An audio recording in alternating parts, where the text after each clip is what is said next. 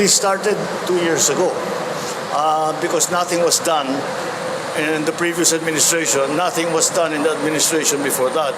So, now, how long? 12 years on, ngayon pa lang talaga natin na inaasikaso ng mabuti. The president must have been misinformed. Mukhang mali ang impormasyon na tanggap niya. And in fact, it is incorrect to claim that the Yolanda Rehabilitation Program nagsimula lang, according to President Marcos Jr., 2 years ago. Even up to now, some of the governors, I was talking to them, some of the other officials, hindi talaga pa tayo nakapag fully recover. Hindi pa natin masasabi na kapag fully recover pa na tayo sa Yolanda. Kaya lang, ang naging problema sa tingin ko, as usual, the president is always misinformed of the facts and the figures. Agad na pinasinungalingan ni dating Chief Presidential Legal Counsel Attorney Salvador Panelo ang pahayag ni Pangulong Bongbong Marcos matapos nitong sabihin na walang ginawa ang mga administrasyong Aquino at Duterte para maibangon ang lungsod ng Tacloban matapos itong bayuhin ng Super Typhoon Yolanda taong 2013.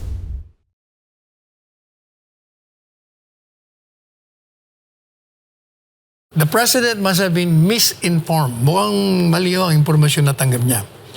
So it is not accurate to say, and in fact, it is incorrect to claim that the Yolanda Rehabilitation Program nagsimula lang, according to President Marcos Jr., 2 years ago.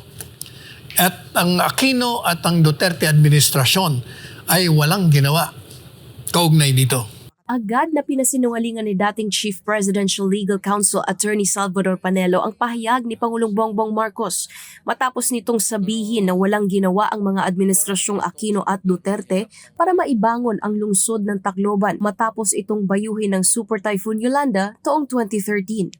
Well, it's part of our continuing plan for the rehabilitation of what's happened, because even up to now, some of the governors, I was talking to them, some of the other officials, hindi talaga pa tayo nakapag fully recover. Hindi pa natin masasabi na kapag fully recover pa na tayo sa Yolanda. So that's still all those rehabilitation. You know, we only really started 2 years ago because nothing was done in the previous administration. Nothing was done in the administration before that. So, now, how long? 12 years on, ngayon pa lang talaga natin na inaasikaso ng mabuti. Sino bang makakalimot sa ginawang paghagupit ng super bagyong Yolanda sa Visayas? Ang iniwang pinsala ng pinaka-nakamamatay na unos na bumayo sa Pilipinas, kumitil ng mahigit 6,300 buhay at sumira sa mga tirahan ng daan-daang libong individual. Si dating Pangulong Noynoy Aquino ay naglabas ng Memorandum Order No. 62 Series 2013 para sa paglikha at mga tungkulin ng Presidential Assistant for Rehabilitation and Recovery o PAR para pangasiwaan ang paggawa ng mahigit 160 billion pesos na Comprehensive Rehabilitation and Recovery Plan o CRRP at ang implementasyon nito. Sa isang dokumento na ibinigay ng Department of Social Welfare and Development o DSWD kay Attorney Panelo, makikita ang iba't ibang accomplishment ng pamahalaan hanggang taong 2017. Noong Disyembre 7, 2017, may kabuuang 1,150,636 families o 110% ng kabuuang CRRP target na 1,048,637 families ang nakinabang o nakatanggap ng kanilang tulong.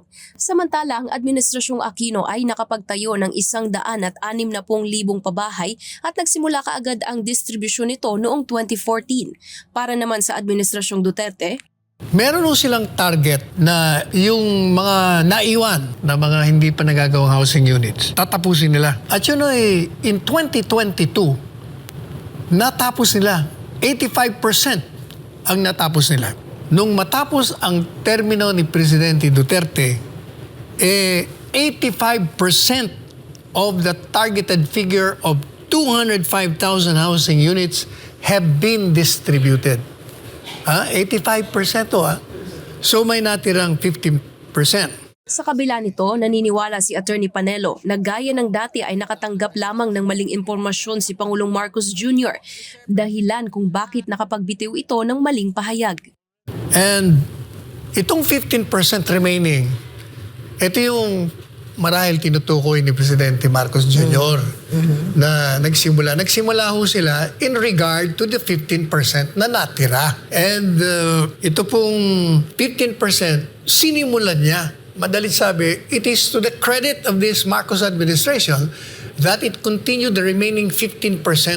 But it is not accurate to say that the Aquino and the administration of Duterte walang nagawa kasi nga 85% nga ang naubos ang natira lang 15%. Kaya credit must be given to where it is due and to whom. Edi syempre Aquino administration, Duterte administration, and BBM administration. Lahat ho sila. Kaya lang, ang naging problema sa tingin ko, as usual, the President is always misinformed of the facts and the figures. Sa huli may payo si Attorney Panelo kay Pangulong Marcos. Anya, ipatawag na lang niya ang kanyang mga kawani at pagsabihan ang mga nagbibigay ng maling impormasyon sa kanya para maiwasan niyang mapahiya sa publiko.